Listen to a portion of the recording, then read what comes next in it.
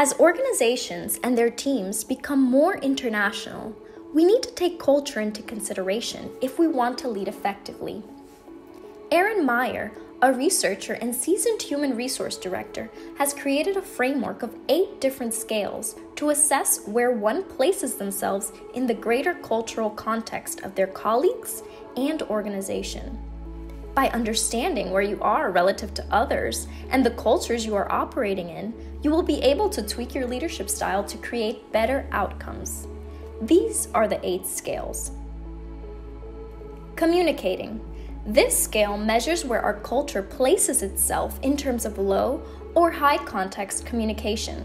Low context means our communication is precise and explicit, while high context means that communication is more layered and reading between the lines is required to truly understand the message. Evaluating measures the preference for direct or indirect criticism. And although you might expect congruence between low context and high context cultures and their preferences, in actuality, it is more layered.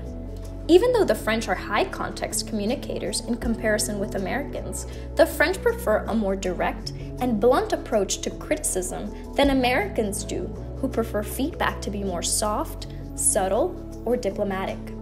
Persuading measures the best tactic to convince others. Some cultures, like Germany, prefer using principles first, before presenting opinions or factual observations. While in the United Kingdom, managers who need to persuade use the opposite tactic, beginning with the conclusion or an executive summary.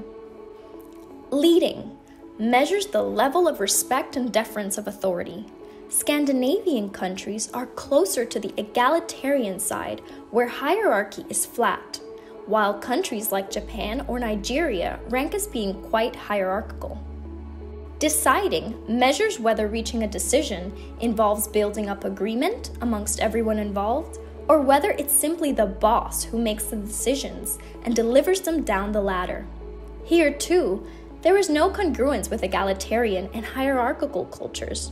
For example, Germany, which is a more hierarchical culture, requires a lot of consensus to make decisions. Trusting. Trust can be gained through work or through personal connections.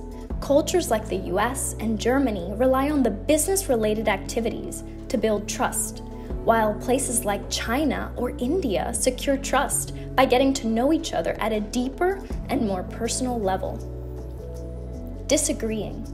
Does confrontation improve or harm group dynamics? In Southeast Asia, people avoid confrontation as they feel it will break group harmony, while in places like the Netherlands, open confrontation is appropriate and will not negatively impact the relationship. Scheduling. While all businesses follow a timetable, in some cultures like Switzerland, that timetable is stricter and more linear, while in other places like Italy and Saudi Arabia, adaptability and flexibility are valued over organization. So, which cultures do you interact with? Where do you place yourself in each scale? And how will you change your leadership style based on this? For this and other perspectives on growing your leadership, visit think.org.